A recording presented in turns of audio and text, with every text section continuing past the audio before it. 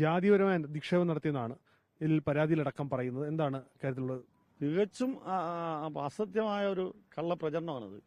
2023 ദേവസ്വം ബോർഡിന്റെ പ്രോപ്പർട്ടി കയ്യേറി ഈ പരാതി കക്ഷിയുടെ ഭർത്താവ് മതിൽ കെട്ടി അവിടെ. അപ്പോൾ ദേവസ്വം ബോർഡിന്റെ തന്നെ ഉപദേശ സമിതിയുടെ സെക്രട്ടറി പട്ടികജാതി വിഭാഗത്തിൽപ്പെട്ട അനിൽ എസ് ആനന്ദാണ്. ആ അനിൽ തന്നെ കക്ഷിക്കെതിരായിട്ട് പോലീസിലും കോടതിയിലും പരാതി കൊടുത്തു. അതനുസരിച്ച് കൊല്ലം മുനിസിപ്പൽ കോടതി OS 642/2023 നമ്പറായി കേസെടുക്കുകയും ആ കേസിന്റെ അടിസ്ഥാനത്തിൽ ഇഞ്ചക്ഷൻ ഓർഡർ നൽകുകയും ചെയ്തു. ദേവസ്വം ബോർഡിന് അനുകൂലമായിട്ട് ഇഞ്ചക്ഷൻ ഓർഡർ. അതിനുശേഷം അതും ലംഘിച്ച് അദ്ദേഹം മതിൽ കെട്ടി. ഇപ്പോൾ ഈ 2025 വരെ രാത്രി കാലങ്ങളിലാണ് മതിൽ കെട്ടുന്നത്. രാത്രി ആ കെട്ടിയതിനെതിരെ ദേവസ്വം ബോർഡ് വീണ്ടും പരാതി കൊടുത്തു. അദ്ദേഹത്തിന്റെ പേര് ക്രിമിനൽ കേസ് എടുത്തു. ഈസ്റ്റ് പോലീസ് ക്രിമിനൽ കേസ് എടുത്തിട്ടുണ്ട്. അതായത് പിന്നെ ഈസ്റ്റ് ക്രൈം 898/2023 നമ്പറായിട്ട് കേസെടുത്തു. അപ്പോൾ ആ കേസ് എല്ലാം ഇപ്പോൾ കൊല്ലം കോടതിയിൽ നിന്ന് ട്രാൻസ്ഫർ ചെയ്ത് ശാസ്താംകോട്ട കോടതിയിലേക്ക് വന്നിട്ടുണ്ട്. അത് വന്നപ്പോൾ ഇപ്പോൾ അതിന്റെ അഭിഭാഷകനായി കോടതി ഇവർക്ക് വേണ്ടി ഹാജരാകുന്നത് ഞാനാണ്. ഞാൻ എൻ്റെ ഉപജീവന മാർഗം എന്ന നിലയിൽ ഞാൻ എൻ്റെ ഒരു ജോലി ചെയ്യുന്നതേ ഉള്ളൂ. ഈ കേസുമായിട്ടോ ഈ ഭൂമിയിലെ തർക്കങ്ങളോട്ടോ എനിക്ക് ഇടപെടേണ്ട കാര്യമില്ല. ഞാൻ ഇടപെട്ടിട്ടുമില്ല. അപ്പോൾ അതിന്റെ തെളിവ് എടുക്കുന്ന സമയമായപ്പോൾ അതിന് അഭിഭാഷകനെ അടക്കം ബ്ലെയിം ചെയ്യാം എന്നുള്ളതാണ് അതിനകത്ത് അവർ ഉദ്ദേശിക്കുന്നത്. 9 പേർക്കെതിരെയാണ് അവർ കേസ് കൊടുത്തത്.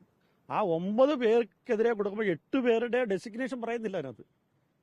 ഞാൻ ഒരു രാഷ്ട്രീയ പാർട്ടിയുടെ ഉത്തരവാദിത്തപ്പെട്ട ഭാരവാഹിയായിട്ട് എൻ്റെ പേര് പറഞ്ഞ് എന്നെ ബ്ലെയിം ചെയ്യാനാണ് ഉദ്ദേശിക്കുന്നത്. അതിൻ്റെ അകത്ത് ദേവസ്വം സബ് ഗ്രൂപ്പ് ഓഫീസറാണ് ഒരു പ്രതി രാജേന്ദ്രൻ പിള്ള. വ്യാപാരി വ്യവസായി ഏകോപന സമിതിയുടെ സെക്രട്ടറിയാണ് ഷാജി എന്ന് പറയുന്നത്.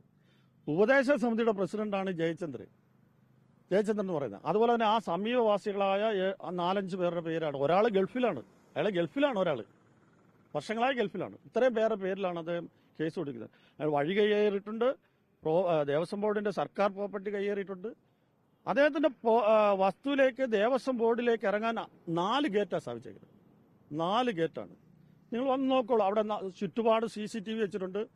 എല്ലാം ഉണ്ട്. എന്തെങ്കിലും തരത്തിലുള്ള അദ്ദേഹത്തെ ജാതി അധിക്ഷേപമോ കയ്യേറ്റമോ എന്തെങ്കിലും പറഞ്ഞിട്ടുണ്ടെങ്കിൽ അദ്ദേഹത്തിന്റെ CCTV തന്നെ പരിശോധിച്ചാൽ മതി. ആരെങ്കിലും എന്തെങ്കിലും പറഞ്ഞിട്ടുണ്ട്. ഇതാണ് സത്യം. യാതൊരു ഉത്തമ വിശേഷമില്ല. കോടതിയിൽ തന്നെ നേരിടാൻ തന്നെയാണോ? നിയമപരമായി നേരിടും. കാരണം വെച്ചാൽ ഞാൻ 40 വർഷമായി പൊതുപ്രവർത്തനം നടന്ന ആളാണ്. ഗ്രാമപഞ്ചായത്ത് വൈസ് പ്രസിഡന്റ് ആയിരുന്നു, പ്രസിഡന്റ് ആയിരുന്നു 10 വർഷം. ഞാൻ ഉത്തരവാദിത്തപ്പെട്ട ഒരു രാഷ്ട്രീയ പ്രതിനിധിയാണ്. അപ്പൊ ഒരിക്കലും ഞാൻ മത്സരിച്ച് ജയിച്ച തന്നെ പട്ടികജാതി വിഭാഗങ്ങളുടെ വോട്ട് വാങ്ങിച്ചാണ്. ഞാൻ അവരുടെ ഇടയിൽ വളർന്ന ഒരാളാണ്. എന്റെ ചുറ്റും എന്റെ സമുദായക്കാർ വളരെ കുറവാണ്. ഞാൻ അവരുടെ ഇടയിൽ ഭക്ഷണം കഴിച്ച് അവരുടെ വീട്ടിൽ ഉറങ്ങി ഒക്കെ ജീവിക്കുന്ന ഒരാള്. എന്നെ വളരെ അറിയാവുന്ന ജനങ്ങളാണ് അവരുള്ളത്. അപ്പൊ അവരാരും ഇത് വിശ്വസിക്കില്ല, അത് വേറെ വിഷയം. പക്ഷെ എങ്കിലും അത് കുറച്ചുപേരിലെങ്കിലും തെറ്റിദ്ധാരണ ഉണ്ടാക്കാൻ വേണ്ടി ഈ വാർത്തകളും ഈ അദ്ദേഹത്തിന്റെ പ്രവർത്തനങ്ങളും സഹായിച്ചിട്ടുണ്ട്. അപ്പോൾ അതിനെതിരായി നിയമപരമായ പോരാട്ടം നടത്തും. അത് യാതൊരു തർക്കമില്ല. അതിന് പോകാനാണ് ലക്ഷ്യം.